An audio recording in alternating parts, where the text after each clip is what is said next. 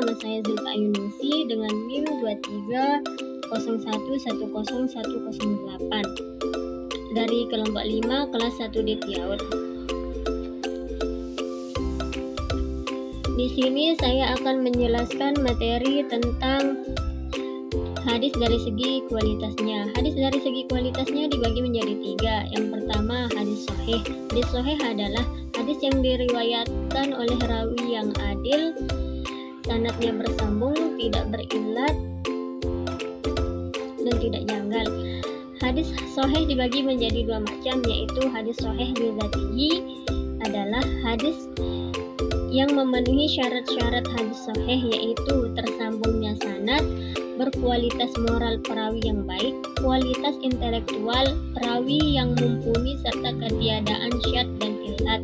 Yang kedua, hadis sahih li ghairihi. Hadis sahih li ghairihi adalah hadis hasan yang memiliki riwayat lain dari jalur sanad yang berbeda, baik jalur sanad yang lain memiliki kualitas yang sama dengan hadis hasan tersebut atau memiliki kualitas yang baik dari hadis hasan tersebut.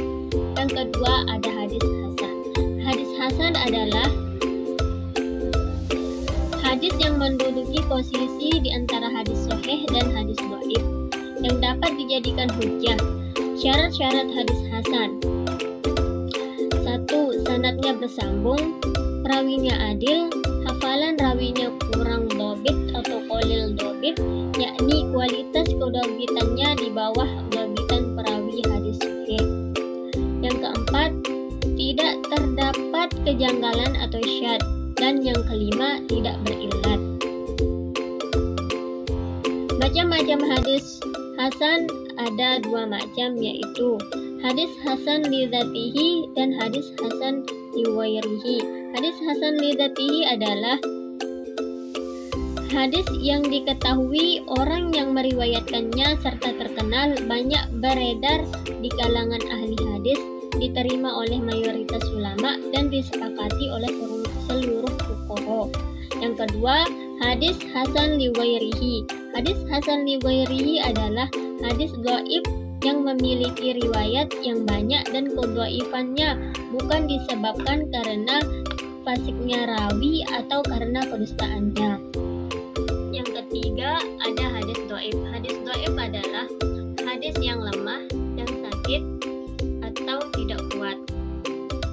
Pembagian hadis dhaif ada 5, yaitu yang pertama, hadis dhaif dari sudut sandaran matanya. Dhaif dari sudut sandaran matanya dibagi menjadi 2 macam, yaitu hadis mauquf dan hadis maqtu. Hadis mauquf adalah hadis yang diriwayatkan dari para sahabat dengan yang berupa perkataan, perbuatan, dan takrirnya. Yang kedua, hadis maqtu. Hadis maqtu adalah hadis yang diriwayatkan dari tabi'in berupa perkataan, perbuatan, atau takrirnya. Dan yang kedua ada hadis dhaif dari sudut matanya. Dari sudut matanya yang berupa hadis syad. Hadis syad adalah hadis yang diriwayatkan oleh para perawi yang syiqah atau terpercaya. Dan yang ketiga, ada hadis dari salah satu sudutnya, baik sanad atau matan yang bergantian. Ada 3 macam. Yang pertama, hadis maghlub. Hadis yang terjadi mukhalafah atau menyalahkan hadis lain disebabkan mendahulukan dan mengakhirkan. Yang kedua, ada hadis mudrab. Kata mudrab menurut bahasa artinya yang disisihkan. Secara terminologi, hadis mudrab ialah hadis yang di dalamnya terdapat sisipan atau tambahan. Dan yang ketiga, ada hadis mushaf. Hadis mushaf adalah hadis yang terdapat perbedaan dengan hadis yang diriwayatkan oleh syiqah karena di dalamnya terdapat beberapa huruf yang diubah.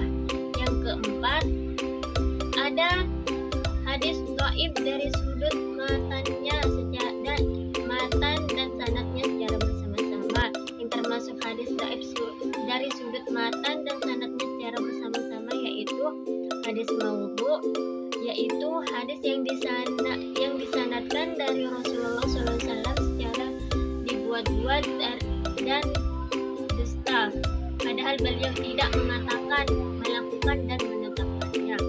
Yang kedua, ada hadis mungkar. Hadis mungkar adalah hadis yang hanya diriwayatkan oleh seorang perawi yang lemah yang bertentangan dengan hadis yang diriwayatkan oleh perawi yang terpercaya atau jujur. Dan yang kelima, ada hadis dhaif dari segi persambungan sanadnya. Yang pertama, hadis mursal. Hadis mursal adalah hadis yang gugur sanadnya setelah tabi'in. Yang kedua, hadis munqati adalah hadis yang gugur pada sanadnya seorang perawi atau pada sanad tersebut disebutkan seorang yang tidak dikenal namanya. Yang ketiga, ada hadis mu'dal. Hadis mu'dal adalah hadis yang gugur dua sanadnya atau lebih secara berturut-turut, baik gugurnya itu antara sahabat dengan tabi'in atau antara tabi'in dengan tabi'in, berhujjah dengan hadis dhaif. Para ulama sepakat melarang meriwayatkan hadis dhaif, bukan maudhu. Adapun hadis dhaif bukan hadis maudhu, maka diperselisihkan tentang boleh atau tidaknya diriwayatkan untuk berhujjah. Dalam hal ini ada beberapa pendapat melarang secara mutlak membolehkan. Ibnu al-Ashqalani, ulama hadis yang memperbolehkan berhujjah dengan hadis dhaif untuk keutamaan amal, memberikan 3 syarat.